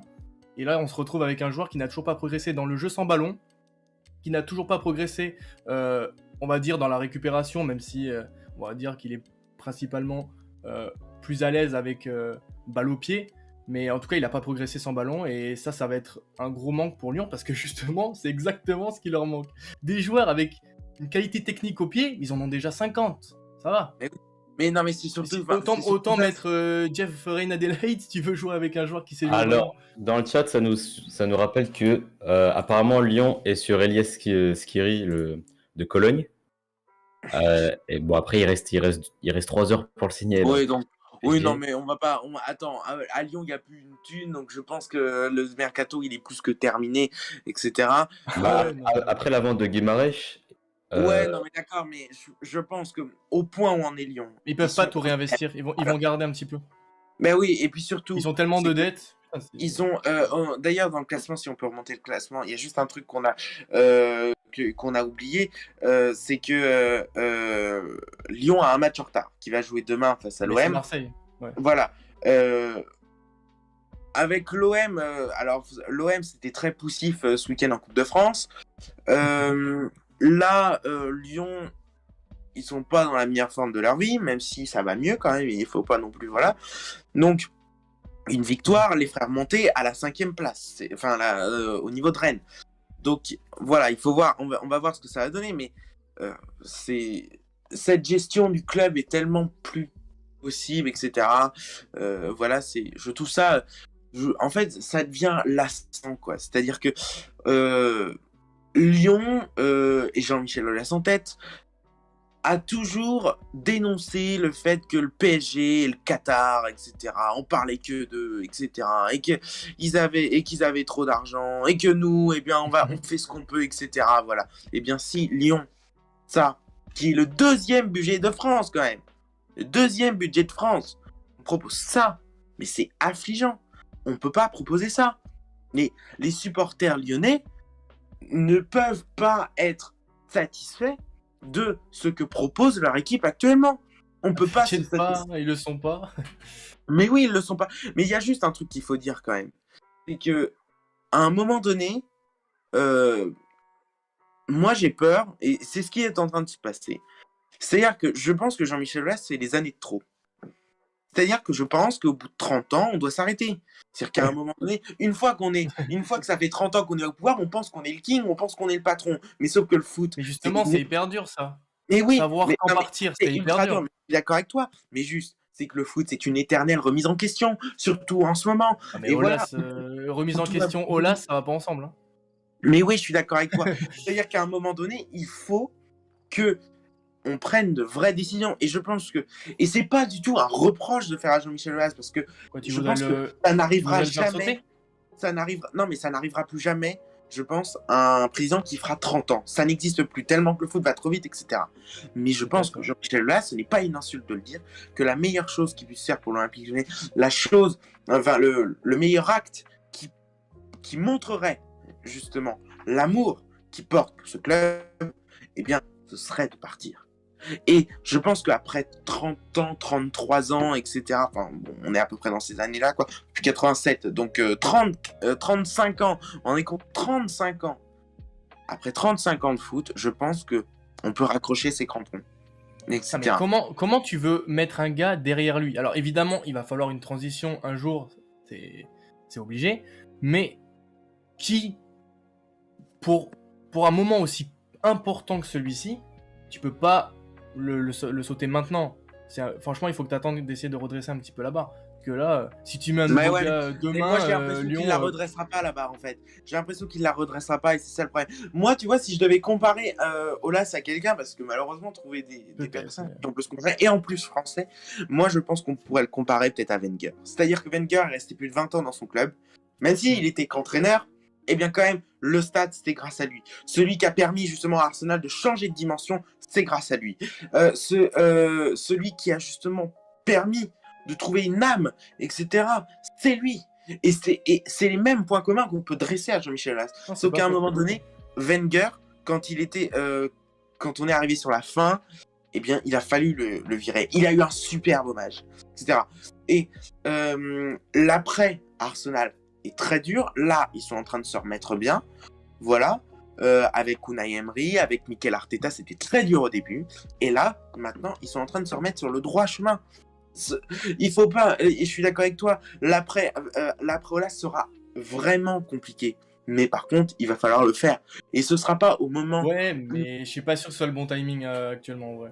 Ouais, mais Je ce sais sera pas. pas le moment où le club sera engouffré dans, Là, de toute manière, que tu dans la mettes Ligue 1. quelqu'un ou que tu le laisses, à mon avis, ça va pas changer grand-chose. Je suis d'accord avec toi. Je sais. En tout cas, ouais, non, t'as raison, c'est une bonne question parce que c'est très compliqué d'envisager la suite pour Lyon parce que actuellement c'est une éternelle déception et j'ai peur que ce club finisse un petit peu comme Saint-Étienne ou Bordeaux et Bah, que ce Non, soit je pense pas. un est-ce que ce gros qui qui. pourrait sauver Lyon, comme dit Damien, ce serait peut-être pas un rachat finalement? C'est vrai qu'ils sont sur ça, ouais, mais Les Chinois, peut-être, parce qu'ils détiennent 20% de Lyon. peut-être, C'est, hein. je sais pas, en vrai. Non, je pense que quand même, Lyon, on a quand même la chance que ce soit un des derniers grands clubs qui soit véritablement français. C'est-à-dire, enfin, voilà, c'est-à-dire que aujourd'hui, il y a plus que des puissances qatariennes, saoudiennes, etc., qui viennent. Moi, je trouve que quand même avoir un peu de finance. Alors, il y a Rennes aussi avec Ouais, Rennes, c'est sympa, ouais. Pinot, mais voilà, c'est-à-dire que moi, voilà, ça m'embêterait franchement qu'ils partent aux mains des Américains, etc. Ce club, voilà, qui Écoute, à la base quand même est un club familial. ouais. Bon, Donc écoute, voilà. je pense on verra pour l'Olympique Lyonnais. Je pense que tout a été dit. Je propose qu'on passe sur le dernier Bonne sujet de chance. cette émission pour qu'on parle de Vlahovic, le meilleur attaquant de Serie A, le meilleur buteur de Serie A à l'heure actuelle, qui a signé à la Juventus, club historique du championnat italien, en provenance de la Fiorentina. Est-ce que on va, enfin, à quoi on peut s'attendre? Est-ce que c'est le bon choix pour lui, surtout étant donné qu'il est super talentueux? Moi, j'étais très surpris de le voir arriver à la Juventus. J'imaginais plutôt, enfin, il y avait la rumeur Arsenal par exemple, et que j'aurais estimé être la plus logique parce que c'est là où, à mes yeux, il a le plus de chances de jouer une Champions League l'année prochaine et le projet peut-être le plus plaisant. Donc, parlons de Vlahovic. Je vais donner la parole en premier à Lucami, étant donné qu'il est vêtu pour. Allez. Que penses-tu de cet attaquant? Et est-ce que surtout c'est le bon choix d'aller à la Juve? Aurait-il dû aller quelque part d'autre? Écoute, tu viens de dire qu'il aurait eu plus de chances à Arsenal d'aller en Ligue des Champions. Bah, techniquement, maintenant, non. Vu le mercato de la Juve, ils sont quand même pas très loin de l'Atalanta. Honnêtement, quand tu vois ce que fait Vlahovic, déjà la mi-saison avec la Fiorentina en plus, quand tu vois en amont Piontek qui vient à la Fio et que la Fio se prépare sur des buteurs, tu te dis, ok, il y a un Vlahovic qui se prépare. On s'y Et attendait un le peu. choix, ouais, on s'y attendait. Et le choix justement de rester dans le même championnat pour continuer à évoluer, je trouve que c'est super intéressant, même si moi, j'aurais évidemment préféré qu'il aille à Arsenal plutôt qu'il nous fasse un petit peu mal en confrontation contre l'AC Milan. Mais je trouve que en tout cas, si je suis objectif, c'est un choix incroyable. Je trouve que c'est vraiment une super idée. Parce que la Juve, il manque ça. Globalement, il manque un buteur. Ils ont perdu Chiesa sur blessure jusqu'à la fin de l'année quasiment. C'est très compliqué. Il manque un buteur. Lui, c'est une machine à but. Il a 17 cette année en championnat, avec Immobilier aussi qui est à 17. Il est trop fort. Et avec le talent de Dybala à côté, ou de Cuadrado, ou Locatelli, enfin bref, avec un talent comme ceux que tu as à la Juve, je trouve que la mayonnaise est parfaite et que ça va faire très très mal, et ils sont capables d'aller chercher la Ligue des Champions, je pense, assez facilement. Et ils peuvent même faire une énorme une remontée pour pourquoi pas aller chercher le titre. C'est ce qui serait assez exceptionnel de leur part, mais franchement, je trouve que c'est une idée fantastique. Bah, pour l'instant, il y a 10 points pour aller chercher le titre, même 11 avec un match de plus. Donc, Ça se fait, hein. c'est loin, c'est loin. On a Mais vu des Liverpool remonter en Ligue des Champions, on a vu des Dortmund remonter, ça se fait. en fait, ce qui est intéressant de Vlahovic, je comprends un peu son move. C'est dans le sens où ça lui permettrait plus de finir meilleur buteur de Serie A s'il reste en Serie A. Que si, disons, il partait à Arsenal, bah, il aurait pas pu finir meilleur buteur du championnat, à moins que tout le monde s'arrête de marquer, mais bon, ça marche pas comme ça. Donc, c'est vrai que le move est intelligent dans ce sens-là. Et aussi que, bah, au-delà de penser à la saison prochaine, la Juve est en Ligue des Champions cette année. Il jouera Villarreal en Et oui. 8e, et forcément, pour ce genre de joueur, ça doit être hyper kiffant de pouvoir se dire, tiens, je vais aller jouer la Champions League. Surtout que lui, je suis pas sûr qu'il l'ait déjà joué. Donc ça va lui permettre de découvrir ça aussi. Ah, si, il a Et- pas de jeu de... Non, il n'y a pas de jeu de Coupe d'Europe depuis le début de la Non, saison. non. Non, non. Non, il a jamais. Non. En Et, plus, il arrive directement pour les 8e. Du coup, C'est ça, il va super arriver intéressant. pile à l'heure là. Et c'est vrai que comme tu dis, c'est ce qui manquait à la Juve. Maintenant, c'est Ah ouais. aussi ce qui manque à Arsenal. Tu vois. Et je trouve C'est en fait sûr. le projet Non, Arsenal c'est sûr. plus gratifiant parce que ça fait longtemps qu'Arsenal est dans le dur. Et là, on est dans une période de renouveau où c'est en train d'aller super bien. Et une qualification en Champions League serait hyper bien acceptée par les fans. C'est Alors, pas fait encore. elle n'est pas faite, mais je Il veux va dire, falloir se battre, hein, pour la 4e place, pardon. s'ils finissent dans le top 4, ça sera magnifique. Alors Bien que sûr. si avec la Juve, il finit dans le top 4, étant donné que c'est un club qui domine le championnat depuis 10 ans, et que ça s'est arrêté l'année dernière, ça resterait un échec. Tu vois. Et Tu ce penses sera que peut-être ça moins. serait un échec? En tout cas, aux yeux des fans, ce sera moins beau que pour Arsenal. Bah, la Juve, c'est quand même un club qui, ça fait, on va dire, maintenant quasiment plus de 2 ans, qui sont vraiment dans une très très mauvaise période, même s'ils sont allés chercher ce titre, ce 9e titre. Moi, je trouve que la Juve, c'est quand même une grosse puissance européenne qui a toujours manqué d'aller chercher la Ligue des Champions. On s'en rappelle, hein, ils avaient fait pas mal de finales perdues. Et justement, je trouve qu'un joueur comme ça, qui est hyper jeune et qui est prometteur de fou, je pense que c'est super intéressant. Là, tu l'as peut-être pour un paquet d'années à ton service, et reconstruire autour, reconstruire avec la défense. Enfin, franchement, tu as tous les ingrédients. En plus, tu as pas mal de jeunes dans cet effectif. Tu commences à faire un effectif vraiment très complet, très fort. Un milieu de terrain très solide aussi, avec Zakaria qui est venu, comme on en a parlé plus tôt, et ce fameux Locatelli. Même s'il y a eu, ok, des soucis de choix à certains postes, comme Arthur, etc. Je trouve que là, c'est vraiment incroyable. Parce que vraiment, je te dis, Morata, il est aimé là-bas, alors qu'il marque tous les... Je sais pas ce que c'est son ratio de but, mais c'est vraiment pas terrible. Alors que lui, il va être vraiment le chouchou. Il est déjà en plus le chouchou du club. Je trouve que vraiment pour lui, c'est parfait. En plus, comme je te dis, il connaît super bien le championnat. Il va continuer à évoluer dessus. Après, quitte, pourquoi pas, à partir dans un énorme club d'ici quelques années. C'est vrai. Et d'ailleurs, la Juve, comme on dit dans le chat, qui a lâché Kulusevski aussi. Bon, après, c'était pas un joueur qui jouait énormément non plus. Éternel espoir, mais terrible. Prêté à Tottenham Ouais, c'est ça. avec option d'achat. Mm. On verra comment ça se passe aussi. Et ouais, pour Vlahovic, pour ce qui en est de ses stats cette saison, comme tu le dis, qui réussit énormément en Serie A. On a mis les stats toutes compétitions confondues. Donc 24 matchs, 20 buts, 2 passes décisives. Une passe clic par match, c'est quand même très correct aussi. Alors les passes clés, me disait Lucami, c'est les passes qui amènent à un tir. Alors pour un Exact. attaquant, on est quand même, c'est par exemple un petit peu moins impressionnant que ce qu'on voyait tout à l'heure avec Guimarães en termes de passes clés, alors que Guimarães c'est très très élevé, il me semble que c'était 1,5. Mais c'est surtout le nombre de buts qui est marquant pour Vlahovic, 20 buts en 24 matchs, quasiment un but par match, c'est exceptionnel. C'est monstrueux. Ouais. En plus, il a la Fiorentina. Donc, il est en dessous du top 7 de base de Serie A. Ah ouais, c'est vraiment très très fort.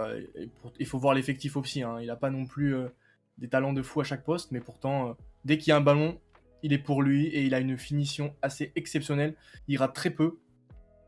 Hâte de voir sa progression parce qu'il peut devenir vraiment très violent et il sort vraiment de nulle part. Hein. Vraiment, on l'a découvert cette année. C'est vrai, on s'y attendait pas du tout. Et moi, je suis grave surpris par Vlahovic. Je sais pas si Louis, t'as envie de t'exprimer dessus aussi. Euh, Moi, je suis assez nuancé, je trouve. Hein. Alors, je trouve que déjà, pour le coup, j'avoue que je suis d'accord, c'est vraiment presque une promotion quoi, pour Vlahovic. Mais moi, j'avoue que déjà, j'ai du mal à comprendre le choix de quitter la Fiorentina au mois de janvier. En fait, alors que tu quittes cet été, ok, mais pas au mois de janvier. C'est-à-dire que là, la Fiorentina a 36 points, si je regarde vite fait le classement, oui, 36 points et 7ème, à 2 points de l'AS Rome, 6ème. Alors bien sûr, s'ils peuvent être à la Juve qui est qualifiée en Champions League, c'est super. Mais quand même, il y a juste un truc, c'est que là, il y a la Coupe d'Italie dans 10 jours, etc. face à l'Atalanta. Faut savoir que le week-end prochain, ils affrontent la Lazio, etc. Il y a des concurrents directs. Bon, je trouve que léser son club quand même si bon, ça arrive, c'est comme ça, mais voilà, je trouve déjà voilà que ça me gêne un peu. Ensuite, moi, je trouve que quand même la Juve, est-ce que c'est ce joueur-là qui va euh, rendre, parce que on dit qu'il manquait d'un buteur, je suis d'accord avec ça, parce que pour moi, Dybala, Morata, malheureusement, c'est trop irrégulier, c'est c'est ça le souci. Est-ce que justement c'est ce buteur-là qui va rendre, voilà, comme Gonzalo Higuain, notamment, qui était le dernier grand buteur pour le coup de la Juve. Est-ce que ça va rendre justement une Juventus plus forte, une Juventus très intéressante, etc. Eh bien, je sais pas en vrai. Je suis pas aussi sûr. Même si on dit que la Juve fait beaucoup de finales, je tiens à dire quand même que la saison dernière, ils sont sortis par. La saison dernière, normal. Oui, voilà, ils sont On sortis parle de ces comme des dernières années en Ligue des Champions, ils ont toujours raté ce dernier coche qui était très dur pour eux. Ouais, mais C'est quand même le club historiquement qui rate le plus de finales dans l'histoire de la Ligue des Champions. Donc c'est vraiment terrible pour ce club d'à chaque fois arriver là-bas et de perdre. Tu vois. Ouais, mais ils ont quand même, je trouve quand même vécu des humiliations terribles, quoi. Perdre Bien face sûr. à Lyon en Oui. 2020, juste avant le Final 8, perdre face à l'Ajax également en 2019, c'est des moments, mais terribles. Porto en 2021, non?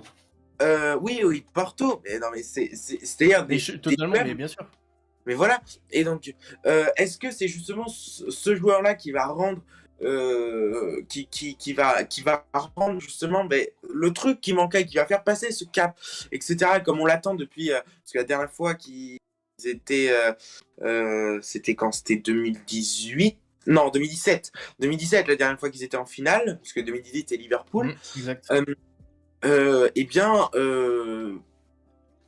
ils n'ont pas gagné, mais moi je trouve que quand même la Juve depuis des années et je trouve que voilà, c'est comme ça depuis au moins presque 6-7 ans, c'est-à-dire que je trouve que c'est une équipe qui reste pour moi toujours qui était vieillissante et qui n'a pas réussi à se renouveler, c'est-à-dire que justement là ils sont en train de le faire.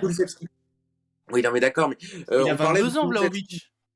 Oui, non, mais d'accord, il est jeune. Je te dis pas que grâce à lui, il gagne la Ligue des Champions l'année prochaine. Mais par exemple, Dybala, juste que grâce à lui, il y a un projet de fou. C'est très important. Par exemple, et le Dybala, il est tout ça, De Ligt, mec, c'est énorme. Mais oui, mais Dybala, par exemple, il est arrivé jeune. Et pour autant, je considère pas que c'est une réussite totale à la Juventus. Bien sûr. Oui, bien voilà, il y a des joueurs, malheureusement, ils sont arrivés pour faire la transition, mais la transition, elle s'est pas opérée. C'est-à-dire que... t'en as plein, ça arrive. C'est ça, mais malheureusement, ça arrive. Mais sauf que je te dis, c'est ce Oui, qui fait c'est que bon. justement, tiens, on a failli te perdre au passage. C'est Ouais. justement ce qui fait que ben, la Juventus, elle passe pas un cap, elle se retrouve à perdre dans des endroits où c'est le traquenard, etc., où à la base, eh bien, elles sont jugées favorites, etc. Et c'est pour ça d'ailleurs qu'elles ne sont absolument plus dans l'équation du fait est-ce que c'est la Juve qui va remporter avec des champions cette année, comme c'était le cas il y a 5, 6 ans. Et donc et c'est vraiment dommage pour le coup parce que Et justement, euh, ça, ils sont au courant. Tu as mais raison. C'est vrai que ça fait pas mal d'années maintenant. Oh là là. Que ça non, fait pas pas mal de le d'années faire, maintenant hein. que la Juve n'est plus dans l'équation de la Ligue des Champions. T'as raison. Mais Oui. enfin, pourquoi pas lui pour une fois passer ce cap. Enfin, moi je te Moi je trouve dis, que c'est un pari en tu te rends fait, pas c'est tout. compte. Évidemment que c'est un pari, on connaît pas l'avenir. Mais en tout cas, sur le papier, le choix est extraordinaire parce qu'il manquait que ça à la Juve. Et Ça joue au ballon la Juve. il récupère le numéro 7 de Cristiano Ronaldo. C'est vrai. Et c'est un des plus gros transferts de l'histoire de la Juve, Vlahovic. Je crois que c'est le 5e plus gros transfert de l'histoire du club en termes de montant. Ah oui, qui nous demandait tout à l'heure si c'était 75 millions, il me semble que c'est ça. Un peu Euh, plus. et la Juve, qui, dans son histoire, a mis beaucoup d'argent sur des attaquants de pointe, sans que ça marche toujours. Alors, on avait le classement des plus gros transferts. On a Cristiano Ronaldo, des joueurs comme Gonzalo Higuaín, désormais Pareil, Vlahovic. hein. Bon, ça a marché les Ronaldo, deux, ça va. bah Ronaldo, Higuaín, Ronaldo, ça va. ouais, enfin Ronaldo, je trouve que c'est quand même plutôt un flop quoi, tu vois, à la Juve, hein. Bah, C'est pas franchement, enfin, c'est pareil, il faut toujours reprendre le contexte où ils ont été achetés ces joueurs. Ronaldo, il a été acheté à la Juve parce que le Real ne voulait plus de lui parce que c'était financièrement plus possible, etc.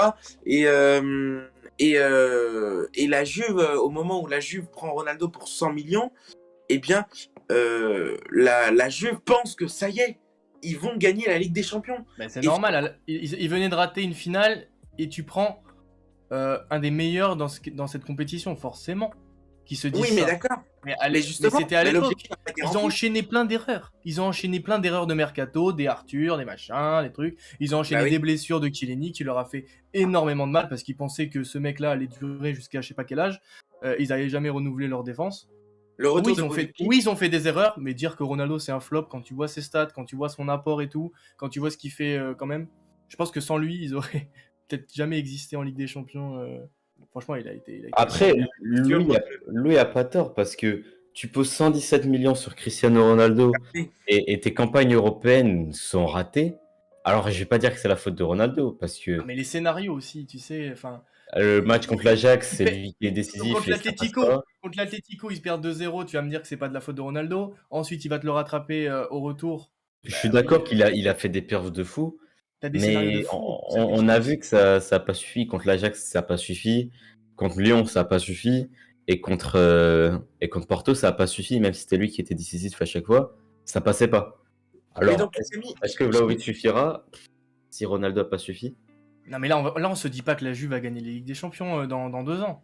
On se dit juste que euh, parmi les nouveaux projets de nouveaux clubs ou d'anciens gros clubs qui essayent de repartir pour une transition, franchement, prendre un buteur qui a 22 ans et qui peut te servir pendant 10 ans, c'est exceptionnel. Quand tu vois d'autres projets comme celui du Barça, je Après, pense qu'ils mec, ont un petit peu d'avance maintenant. moi, j'ai vraiment du mal avec le fait de mettre des grosses sommes sur des joueurs jeunes en se disant il va me servir longtemps.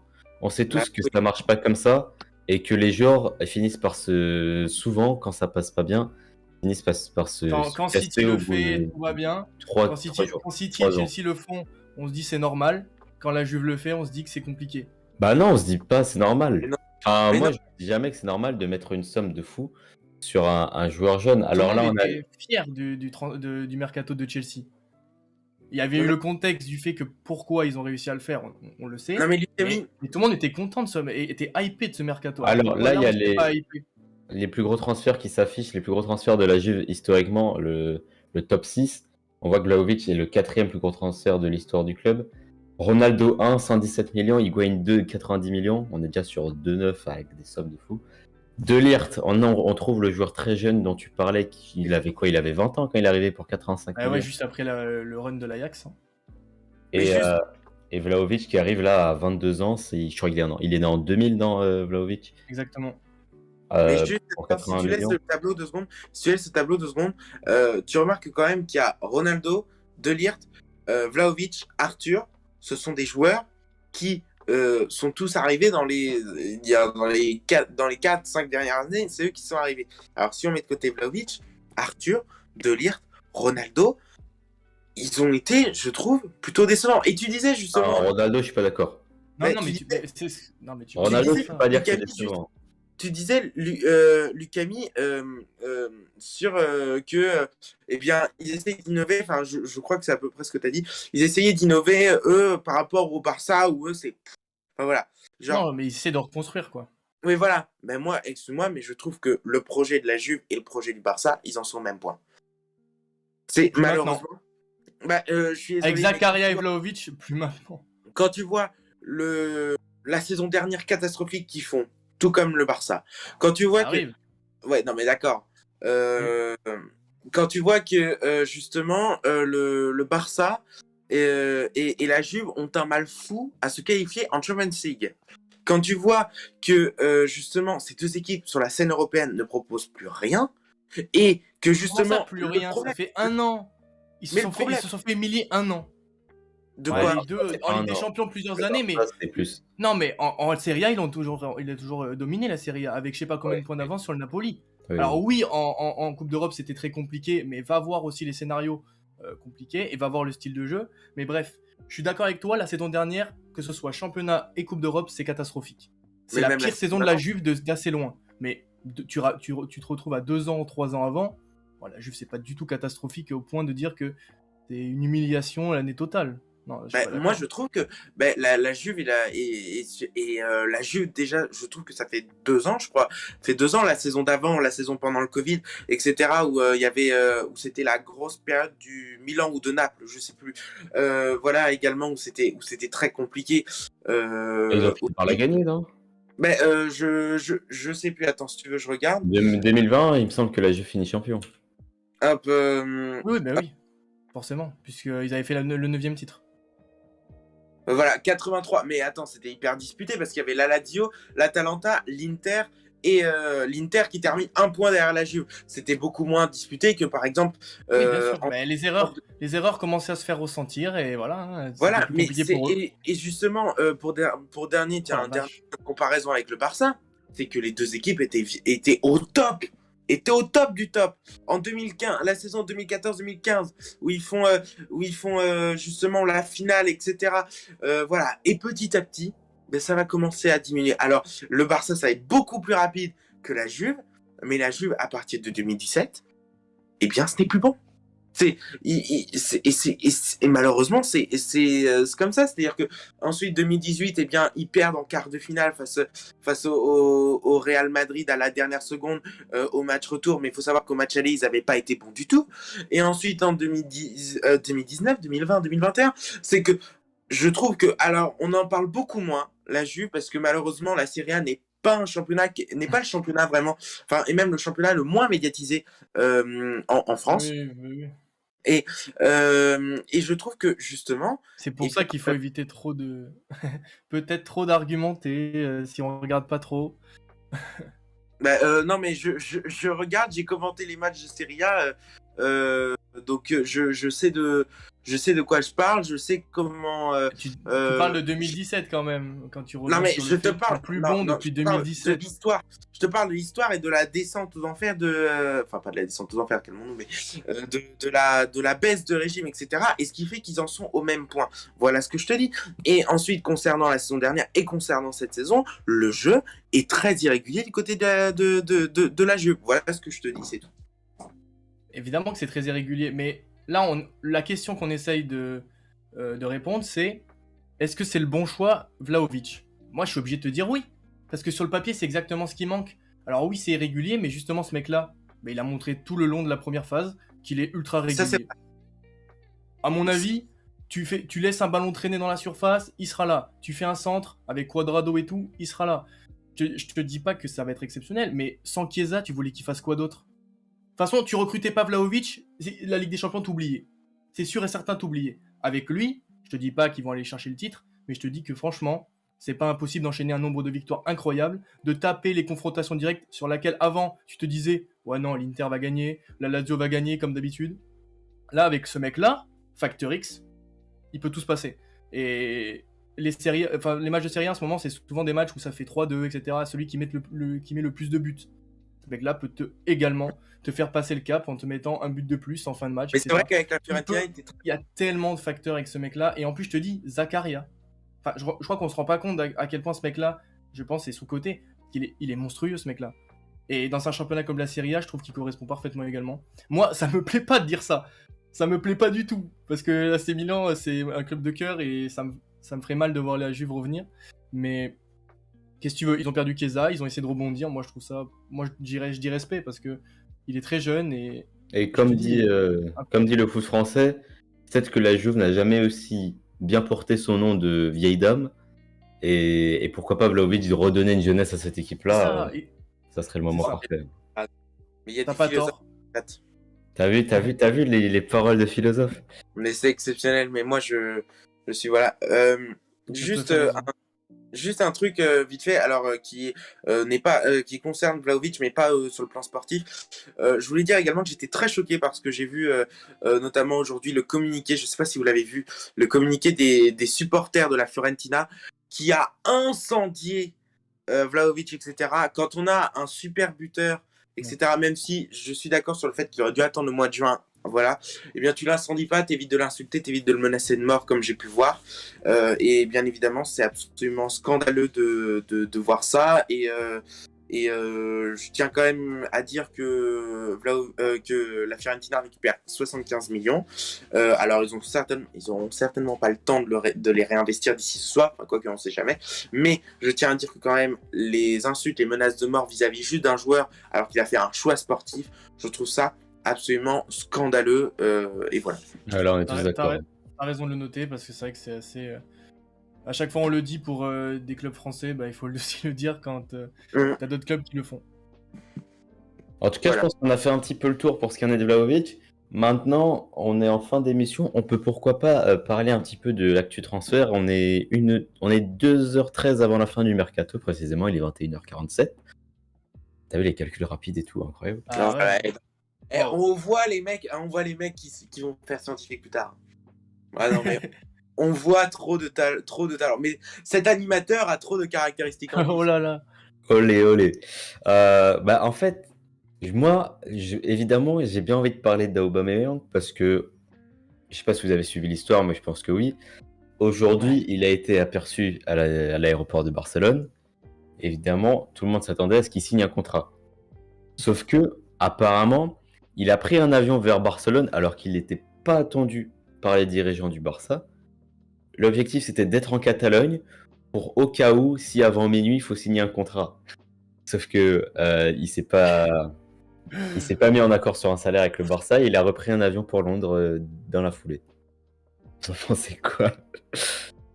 Non mais qu'est-ce que je te dis sur ça? En vrai, on connaît le caractère d'Aubameyang. On sait que c'est un joueur qui a été souvent très ingérable pour beaucoup de coachs. Et il a un comportement, que ce soit en Ligue 1, on se rappelle, en Ligue 1, il avait fait des passages assez scandaleux. Bref, il a un comportement assez fou. Et de voir ça, en fait, ça me surprend pas. Quand on connaît un petit peu le garçon, c'est pas surprenant, mais c'est vrai que c'est... Ouais, encore une autre anecdote de sa part. Je crois que ça a rechangé. C'est-à-dire que je viens de voir 20h40, visite médicale à venir pour Aubameyang, selon The Athletic. Le FC Barcelone a trouvé donc justement un accord verbal avec Arsenal sous réserve de contrat pour signer avec Pierre-Emerick Aubameyang. Un contrat de 6 mois plus 1 an serait prévu. La visite médicale est prévue ce lundi soir. Donc voilà. Donc est-ce qu'il est reparti du Barça? Mais au-delà de ça, moi je vous demande, est-ce une bonne idée quoi? Désastreux. Mec, moi j'ai vraiment envie de tacler Barcelone. Je t'en prie, que ce soit pas moi qui le fasse, que ce soit un vrai Barcelonais. J'aime pas le faire parce que j'ai fait tout mon collège et mon lycée à Barcelone. J'aime pas le faire, je suis un grand amoureux de ce club, même si je préfère Manchester United. Évidemment, le Barça est dans mon cœur, ok. Maintenant, j'ai envie de poser une question. Pourquoi tu t'acharnes à prendre autant d'attaquants? on sait depuis 5 ans que le problème du FC Barcelone, c'est la défense. 5 ans, j'abuse, on va dire 3 ans. Le Barça prend énormément de buts. En 2019, le Barça palliait à ça de par le génie de Messi qui marquait plus de buts que l'adversaire et Ter Stegen qui nous sortait des parades de fou après les bourdes de l'anglais. Exact. Maintenant qu'on est en 2020 et que Ter Stegen commence à faire des performances moins bonnes que l'année précédente et que là il est un peu, je trouve, sur une pente descendante depuis 2 ans, comment tu te dis pas qu'à un moment donné il faut arrêter de mettre de l'argent sur des attaquants et il faut aller chercher des défenseurs? Le Barça, au moment où il signe Agüero, dans le club, il y a Ousmane Dembélé, il y a Ansu Fati, il y a Coutinho, il y a Messi, il y a Griezmann. Bon, Messi et Griezmann sont partis, ok. Mais tu te retrouves aujourd'hui avec des Adama Traoré, des Ferran Torres, des Ousmane qui veulent un salaire à 30 millions alors qu'ils sont personne. Je trouve que c'est un petit peu scandaleux. Et à un moment donné, tu as un problème en défense centrale, tes défenseurs centraux, ils ont 20 ans, tes milieux de terrain, ils ont 15 ans. Faut se concentrer un petit peu sur le reste de l'effectif. Parce qu'il y a 18 ailiers droits dans le club, c'est un scandale.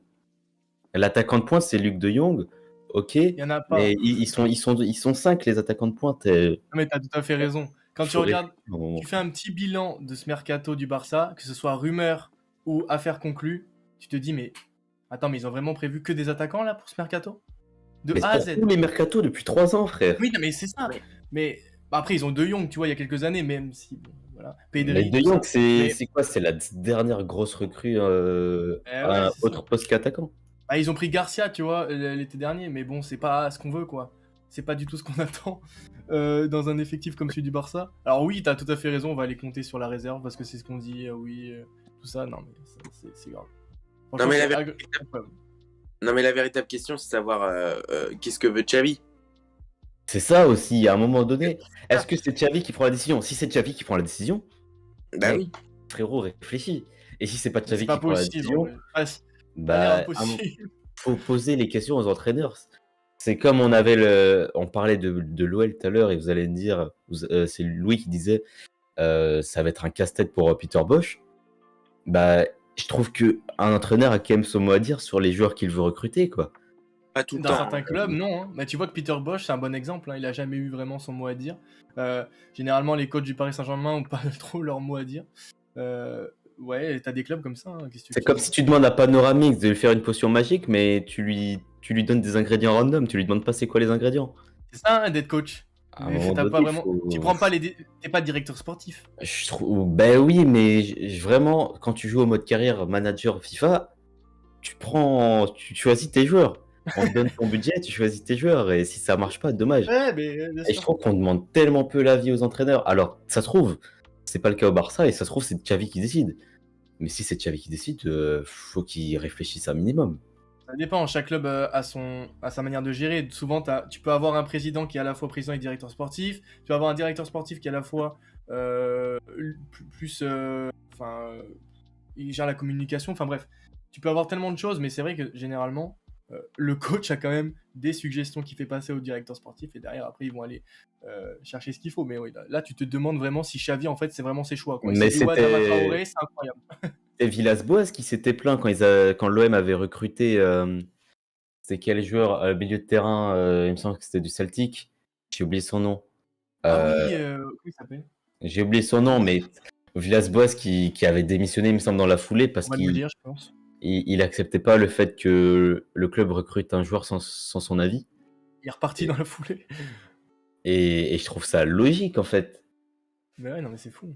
Et vraiment, si c'est l'entraîneur qui prend ces décisions-là, eh ben mec, à un moment donné, il faut que tu regardes ton équipe jouer au foot et que tu te rendes compte qu'il y a un problème en défense.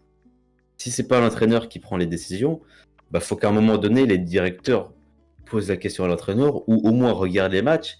Enfin, je vais pas dire que j'ai la science infuse, mais je regarde un petit peu de football, quand même pas mal de football, et je pense pas qu'il faut être un génie et avoir plus de 130 de QI pour se rendre compte que il y a un problème défensif au FC Barcelone, tu vois. C'est ça. Mais tout à fait, totalement. Et Mais quoi qu'il après, arrive, Xavi a son mot à dire là-dedans. quoi qu'il arrive. Que ce soit lui qui prenne les décisions ou pas, soit il doit faire remonter l'info pour faire changer un petit peu les choix. Bah oui. Soit, si c'est lui qui le fait, il y a un gros problème. Bah après, enfin, c'est-à-dire que bon, Xavi, moi je trouve qu'il y avait un vrai engouement autour de Xavi. Moi j'ai toujours eu du mal avec ces entraîneurs Ouais, qui. tu nous en avais parlé quand tu étais Oui, j'en avais parlé lors de la première émission. Moi de toute façon, les joueurs, les ex-joueurs qui deviennent entraîneurs et qui, par une espèce de copinage, etc., se retrouvent justement à la Mais ça, tête. je suis d'accord avec toi, ouais. Voilà, du club dans lequel ils ont brillé, moi j'ai jamais aimé, et le nombre d'échecs qui est présent. Koeman, Lampard. Bah ouais, Coman, Lampard, Pirlo. Et c'est pire parce que Xavi, il a joué avec une grande partie des joueurs de l'effectif. Ah oui. Enfin, une grande partie. D'une certaine façon, Arteta, même si là il est en train de, je sais pas pourquoi il est en train d'exploser, etc. Mais bon, pendant 2 saisons, c'était extrêmement médiocre. Voilà, c'est-à-dire que Xavi quand même, c'est-à-dire qu'il n'y a pas eu d'avant et d'après Lampard, quoi. D'après Coman, quoi. C'est-à-dire que il y a... les entraîneurs se suivent, se ressemblent, sauf que celui-là, il a l'amour. Je suis pas vraiment d'accord. Je trouve que quand même Xavi, il a sa patte, tu vois. Bah, il a sa patte. Il a quand même sa patte, vraiment. Enfin, voilà, je sais pas ce que ça va proposer, etc. Après, là, je trouve que c'est tôt pour juger vraiment le staff de Xavi, parce qu'il voilà, vient on va attendre l'Europa League, parce que oui, qui l'aurait cru quand même, ce Barça qui soit en Europa League, on verra ce que ça va donner. S'y attendait un peu. Et quand même, l'Europa League, alors je sais plus contre qui tombe le Barça, mais Naples. Ben voilà, c'est fini. C'est fini, mais ouais. C'est des tirages de sort qui sont très relevés. Après, est-ce que ça va être... est-ce que c'est Aubameyang qui va, s'il arrive, voilà, qui va... Mais même Busquets, il va plus que lui en ce moment, donc non. Je sais pas. Moi, je trouve que c'est pareil, c'est qu'il y a une vraie mauvaise gestion dans ce club, quoi. On le sait, enfin, on le voit, on le constate, et c'est dramatique. Enfin, ça a changé, la direction a changé. Mais oui, c'est plus 2021. Donc, je trouve que tu as un petit renouveau, en tout cas économique. Maintenant, Enfin, le renouveau décisionnel, il est pas trop là. Mais voilà. Mais après, voilà. Après, sinon, il y avait autre chose. Enfin, je sais pas, moi, quelque chose est encore.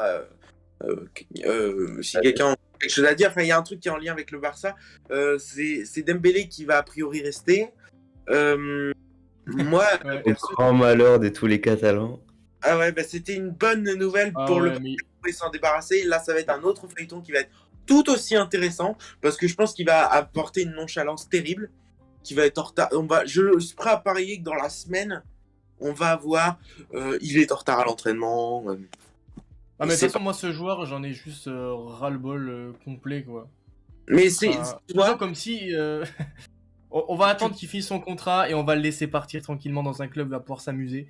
Mais parce que tu sois supporter du Barça ou pas, t'en as juste marre de son comportement et tout. Mais tu vois, ce comportement, cette attitude de ce joueur, de ce que fait Dembélé, eh bien, c'est malheureusement toute la conséquence et le symbole de ce que peut être parfois le foot business. Et je trouve que, voilà, il a choisi un club trop gros, il a eu un contrat. Ouais, ça c'est... On va pas revenir sur toute sa carrière, surtout la tête, quoi. Il a aucune envie de se barrer. Alors, il y avait des mecs qui disaient qu'il y avait des projets qui l'intéressaient, etc. Moi, je pense que c'était du pipeau complet. Que lui, ce qu'il a envie, il est à Barcelone. Ce qu'il a envie, c'est de passer son temps au soleil. Il est très bien. Bah, il a aucune raison de vouloir partir. Et voilà, mais oui, mais parce que mais c'est pareil pour Umtiti, c'est pareil pour plein d'autres joueurs dans cette équipe. C'est-à-dire que maintenant, ils sont peinards, mais quoique à leur place, j'aurais fait exactement la même chose. On te propose un contrat en or, avec un salaire en or, où tu fais ce que tu veux, parce que il y a... Mais ce qui est gênant, tu vois, c'est que si Gareth Bale le fait, tu te dis, ok, sa carrière est derrière lui. Mais quand lui le fait, t'as juste envie de dire, mais gros, c'est quoi ton but, en fait? Après, t'as envie d'avoir une carrière ou pas? Gareth Bale, c'est excusable. Parce il a accompli des choses. C'est ça que je viens de te dire. Il est retourné en finale Champions League. Ouais. Exactement ça que je te dis. C'est exactement. Alors que lui, mec, il a toujours rien prouvé. et il se prend pour un Oh patron. non, quand même. À Dortmund, il était bien, quand même. Non, Alors, mais Au Barça. en fait, il était bon, mais quand tu arrives au Barça, à un moment donné, il faut prouver, et surtout le prix qu'il est payé, Ah non, et mais il l'a pas fait. Moi, bon, on a déjà Bien. assez parlé du Barça dans l'histoire de Raph, mais je trouve vraiment que c'est un vendeur de rêve, de la façon dont il joue. T'as beaucoup de débats et de paroles comme quoi t'as des gens qui n'hésitent pas à te dire qu'en talent pur, Ousmane Dembélé, c'est mieux que Kylian Mbappé. Bon, On on va est pas faire un d'accord, débat comme ça, hein, on s'il est vous plaît. d'accord ou pas, mais son aspect vendeur de rêve, je trouve que ça force peut-être le Barça à le renouveler en fait en se disant, Et, peut-être qu'un jour ça marchera. Et d'ailleurs, qu'on dise que justement Dembélé est encore un peu la cote, etc., ça en dit long quand même sur ceux qui arrivent derrière, quoi, tu vois. Ça veut dire également que la prochaine génération, et on l'a toujours pas trouvé. Et donc ça veut aussi dire ça, parce que quand même, si on dit qu'il y avait des joueurs qui avaient envie justement d'un Dembélé, eh bien, Manchester United. voilà, non mais c'est-à-dire, Chelsea. Manchester United, à un moment donné, t'es lassé, quoi, parce que c'est-à-dire que je pense qu'un jour, dans Rien à foutre, il faudrait qu'on parle de la gestion des clubs un à un. Je pense qu'on peut faire Oula. 10 heures sur Bah chaque oui, club. largement. Parce Alors, que, Manchester, j'ai des choses à dire, hein. Mais en vrai, pour aujourd'hui, je pense on va s'arrêter. Genre, je te laisse finir sur Ousmane si tu veux, mais on va pas éterniser beaucoup plus. Ouais, on va.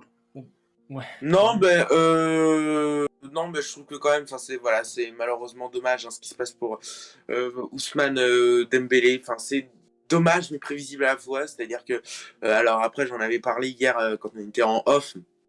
Mais je vais le redire, c'est-à-dire que le souci, c'est qu'il arrive et on sait que c'est un bon joueur, qu'on sait que c'est un très bon joueur, qu'il arrive de Dortmund, qu'il fait des choses exceptionnelles. Et ensuite, tu vois, il y a la première blessure. Puis ensuite, tu vois, il est écarté des terrains pendant je ne sais combien de mois. Puis il revient. Puis pendant le même match, il se répète, etc. Puis ainsi de suite. Puis à un moment donné, le joueur, il s'en fout. Il s'en fout, il a plus envie. Et puis ça donne des choses qui sont tristes, etc. Voilà. Et donc c'est ce que je voulais dire là-dessus. Si c'est là-dessus qu'on termine l'émission, je voulais juste dire un truc que d'ailleurs je voulais sur les entraîneurs joueurs que j'aimais pas. On va voir justement s'il y en a un qui va s'en sortir. Je sais pas si vous avez vu, mais Lampard est Ouais, bien Everton. à Everton. Ouais. Justement, pour les sauver du maintien, je me demande ce gros que ça va donner. défi. Ça va être folklore à Everton. Il va pouvoir entraîner le crack Donny van de Beek. Ah ouais. Bon, Waouh. sur ce, les mecs, j'aurais dû vous le dire en début d'émission, mais c'était la dernière fois que Rien à foutre se passe sur la chaîne Tout Foot. Ouais. C'est-à-dire qu'à partir de vendredi, l'émission aura lieu sur la chaîne Rien à foutre, qui est dans la description, je pense, j'espère que je l'ai mis. Ou en tout cas, la régie peut l'afficher. La chaîne Rien à foutre que vous retrouvez sur YouTube, vous l'écrivez comme c'est écrit là. Non, oui, là. Voilà, là, comme c'est écrit là, Rien à foutre.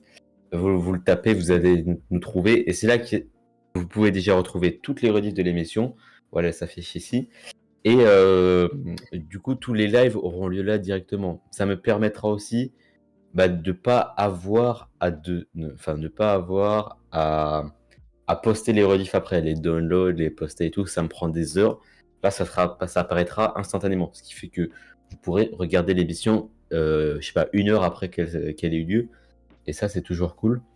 Et je pense que tout regrouper sur une chaîne, ça permettra aussi de ne pas trop se perdre et d'avoir tout le contenu à un endroit. Ça vous permettra aussi de retrouver plus facilement les rediffs si vous voulez écouter les anciennes émissions. Raoui qui vous met le lien dans le chat, donc n'hésitez pas à vous abonner à la chaîne YouTube aussi, Rien à foutre. On voit que le régisseur ne l'est pas. Et ça fait plaisir. Ah non, il est en navigation privée, c'est pour ça. Le professionnalisme, hein, toujours dans cette émission. C'est génial. Ah, Il mais est en il nous faut navigation privée, c'est pour ça. Ah, mais il nous faut des modos aussi pour aider. Ah mais Raoui qui nous met le lien dans le chat, c'est magnifique. C'est Merci ça. Raoui. En tout cas, je suis content de cette émission, ça s'est très très bien passé. J'espère que les visuels vous ont plu. On a eu quelques compliments dans le chat dessus, ça fait vraiment plaisir que ce soit le foot français, Necros, Raoui, Damien qui nous C'était ont une première en plus, donc ça fait plaisir. complimenté là-dessus. Donc grand merci à la régie. Foreground, Ouais, vraiment. Ah bah oui, la régie, hein. La régie qui fera le succès de cette émission, toujours avec un régisseur, mais dynamique au possible. Si vous saviez ce dynamisme qu'il y a dans cette émission et toujours à fonctionner à 100 à l'heure à chaque fois. Et jamais de fatigue, jamais de burn-out. Il n'y a pas de C'est- souci, il n'y a pas de souci. Une grosse dédicace à Gaspard qui fait son apparition. Comment ça s'est passé, mec? Et bah, émission très très cool, moi, je suis très ravi, c'était vraiment très... T'as bien fait gaffe de te démute OBS? Oui, oui, oui, j'ai Ok, fait c'est drôle. attention, j'ai fait attention, je ne fais pas les mêmes erreurs. Non, émission très cool aujourd'hui et sans doute l'une des plus plaisantes à écouter, je pense. En plus, j'étais en full écoute, en plus de m'occuper de réaliser ça. Et bah, vraiment très intéressant. Dans J'ai le eu quiche. voilà, des petits débats sympathiques et ça annonce que du bon, je l'espère. Merci à toi. Et je vous dis, oui, il faut Merci, regarder. ouais. Vous regardez dans la description, pour une peut-être deuxième ligne de la description, vous retrouvez son compte Instagram basé sur l'audiovisuel. Voilà, et vous pouvez voir c'est son taf, le liker, le partager. Et puis, évidemment, c'est lui qui réalise Rien à foutre. Donc, pour toutes les prochaines émissions, a priori, on a cette réalisation de Gaspard. Donc, ça, c'est très, très cool. Merci aussi à Louis qui nous a accompagnés aujourd'hui et qui, je pense, on devrait revoir souvent les lundis, peut-être aussi les vendredis, on verra comment ça se passe. Si t'es chaud, mais en tout cas, c'était grave cool de faire cette émission avec toi aussi. Il n'y a pas de souci, toujours un plaisir. Son Twitter dans la description. Ouais, n'hésitez pas à aller voir dans la description, vous avez les liens de tout le monde. Le lien de ma chaîne YouTube aussi, bon là vous êtes dessus, mais pour les prochains Rien à foutre, on sera sur l'autre chaîne, donc j'hésiterai pas à vous rappeler que ma chaîne YouTube est ici, Tout Foot. Et Lucas B que vous retrouvez aussi, qui a son serveur Discord où il organise des animations autour du football aussi. Donc n'hésitez pas à aller voir Lucas B qu'on aime beaucoup et qui est avec nous, évidemment, depuis quasiment 10 mois maintenant, plus. Commence à être un ancien. Ouais. Vous commencez à le connaître. Merci Romain pour le compliment, vraiment, je suis très content de cette émission. J'espère que ça lance bien votre semaine et puis on se retrouve vendredi avec la science du football qui a aussi son lien de chaîne YouTube dans la description qui nous a sorti une vidéo ce week-end sur une réalité alternative où il imagine comment aurait été le football si l'URSS existait encore. Donc je trouve un sujet assez intéressant et une vidéo qui est très très cool à regarder. En fait, LSF aime beaucoup tout ce qui est histoire et tout. Ouais, il est Et vraiment mêler ça au football, moi je kiffe trop et je trouve qu'il le fait très bien. Donc n'hésitez pas à vous abonner aussi à sa chaîne. En tout cas, c'est tout pour Rien à foutre. Je suis très très heureux. C'est le dernier RAF de janvier et premier RAF de l'histoire avec une régie à plein temps et sûrement le premier d'une longue série. Donc n'hésitez pas à vous rappeler de cet épisode 17 parce que c'est peut-être le début d'une histoire. Voilà. Bye bye les mecs. Bye les mecs. Ciao!